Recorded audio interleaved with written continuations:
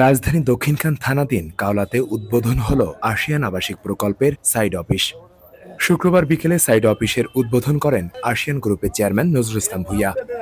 ASEAN group দেশ ও দেশের মানুষের কল্যাণে কাজ করে এবং জীবনমান উন্নয়নে প্রতিজ্ঞাবদ্ধ বলে মন্তব্য করে নজরুল ইসলাম ভূঁইয়া বলেন, বাংলাদেশ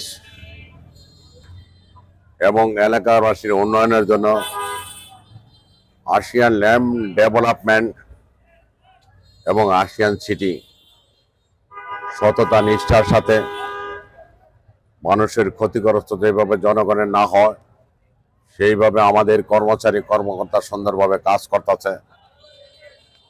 আমাদের নির্ভয়ে এবং কোনো আমরা জোর দখলে কোনো নাই, আমরা সততার সহিত আমাদের কর্মচারী কর্মকর্তারা সবারই কাজ করে। মানুষের বিভিন্নভাবে ফাও শুধু শুধু আসিয়ান গ্রুপকে অত্যাচার করার জন্য চিন্তা ভাবনা চেষ্টা করে।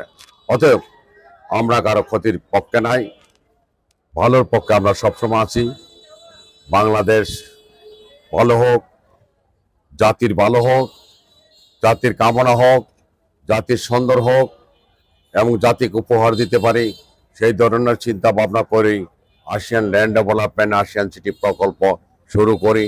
তারপর আসিয়ান হাসপাতাল, মেডিকেল কলেজ, স্কুল কলেজ এবং মানবকণ্ঠ সবকিছু আল্লাহর রহমতে আপনাকে দোয়ায় শুরু করি। এলাকাবাসীর দোয়ায়, এলাকাবাসীর উন্নয়নের এবং এলাকাবাসীর সহযোগিতায়, এলাকাবাসীর সবকিছু কর্মকাণ্ডে আমাদের সবকিছু হেল্পে সহযোগিতা করে। বহির্গত কিছু কার্যক্রমে বহির্গত কিছু সন্ত্রাস মাঝে মাঝে আমাদেরকে ক্ষতি করার চেষ্টা করে, আমাদের কর্মচারী কর্মকর্তা তার প্রতিহত করার চেষ্টা করে। সবসময় আমাদের বাংলাদেশের প্রশাসন, সব প্রশাসন আমাদের সবসময় সহযোগিতা করে, সবসময় আমাদের পাশে থাকে। ইনশাল্লাহ আমরা বাংলাদেশের প্রশাসনের সবাইকে শুকরিয়া জানাই। প্রশাসন সবাই যেন ভালো থাকে, সুস্থ থাকে।